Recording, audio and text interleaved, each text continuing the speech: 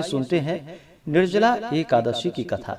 तो बोलिए प्रेम से भगवान विष्णु की जय, माता लक्ष्मी की जय, एकादशी माता की जय। एक समय महर्षि वेद व्यास जी महाराज युधिष्ठिर के यहाँ संयोग बस पहुँचे। महाराज युधिष्ठिर ने उनका समुचित आदर किया, अर्घ्य और पाद्य देकर के सुंदर आसन पर बैठाकर षोडशोपचार पूर्वक उनकी पूजा की।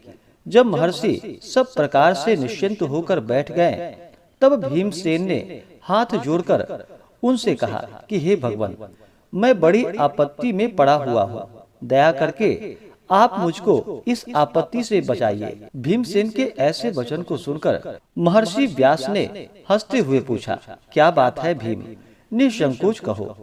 भीम ने कहा कि हे प्रभु, महाराज युधिष्ठिर, धनुषधारी अर्जुन, विचारवान सहदेव और बहादुर नकुल एवं सौभाग्यवती महारानी द्रौपदी इत्यादि सभी लोग एकादशी का व्रत करते हैं और मुझे भी विवश करते हैं कि तुम भी एकादशी का व्रत करो।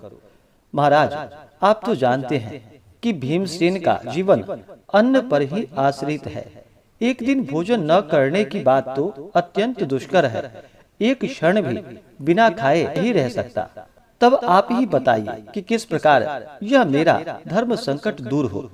भीमसेन के ऐसे वचन को सुनकर व्यास जी कहने लगे कि मानव धर्म की संपूर्ण कथा मैं तुमको सुना चुका हूँ, साथ ही वैदिक धर्म की कथा तुम्हें समुचित रूप से सुनाई है और यह भी बतलाया और समझाया है कि कली काल में वे समस्त धर्म कार्य करना असंभव नहीं तो कठिन और दुष्कर तो जरूर है।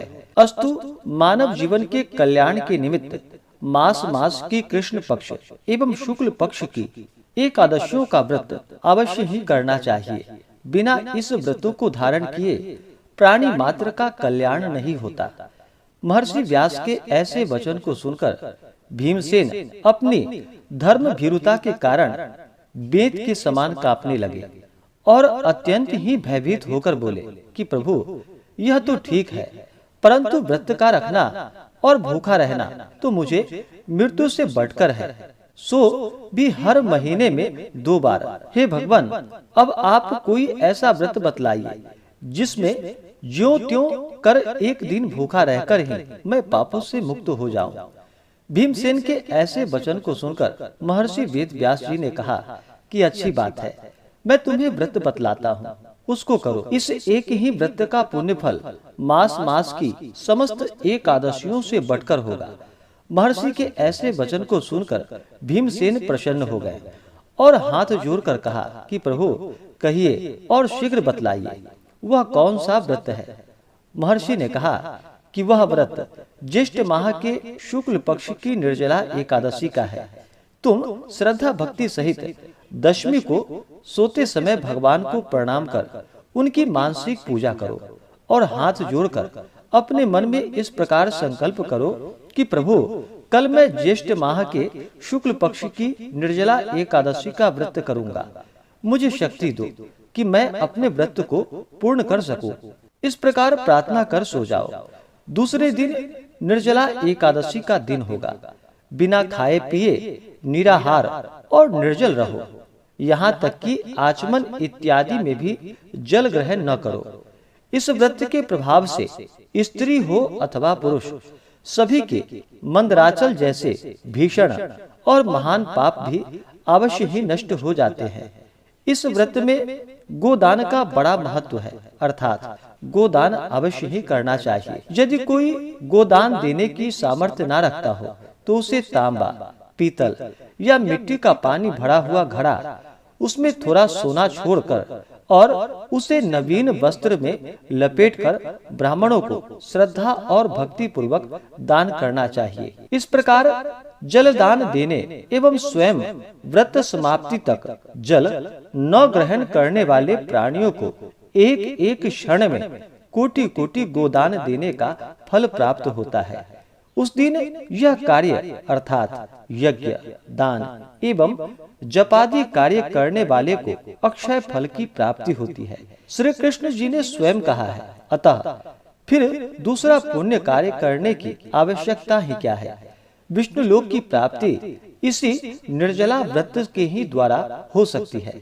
इस दिन अन्न खाने वाले की अनेकों प्रकार की दुर्दशा होती है और वे चांडाल स्वरूप समझे जाते हैं। इस व्रत के प्रभाव से चोर, गुरुद्वेषी एवं हर प्रकार के पापियों का उद्धार हो जाता है। श्रद्धालु स्त्री एवं पुरुषों के विशेष कर्तव्य ये हैं। शेष शैया पर स्थित विष्णु भगवान की भक्ति पूर्वक पूजा एवं धेनु दान तथा ब्राह्मणों को मिष्ठान का भोजन कराकर दक्षिणा देकर संतुष्ट करना चाहिए। निर्जला व्रत रखने वाले को गौ, वस्त्र, छत्र, सैया, कमंडलू आदि वस्तुओं का प्रेम पूर्वक भक्ति सहित दान करना चाहिए। उपाहन दान करने से स्वर्ग गमन के हेतु स्वर्ण भूषित रथ प्राप्त होता है और जो इसको भक्ति पूर्वक श्रवण करके तथा कीर्तन इत्यादि करके रात्रि जागरण करते हैं वे मनुष्य बिना विघ्न के स्वर्ग प्राप्त करते हैं। तो बोलिए प्रेम से भगवान विष्णु की जय, माता लक्ष्मी की जय, एकादशी माता की जय, सर्व देवी देवता की जय। इसी प्रकार से जो भी सच्ची श्रद्धा के साथ निर्जला एकादशी का व्रत करते हैं, भगवान विष्णु की कृपा से उनके संपूर्ण पाप और ताप नष्ट हो जाते हैं और अंत समय में मोक्ष की प्राप्ति होती है।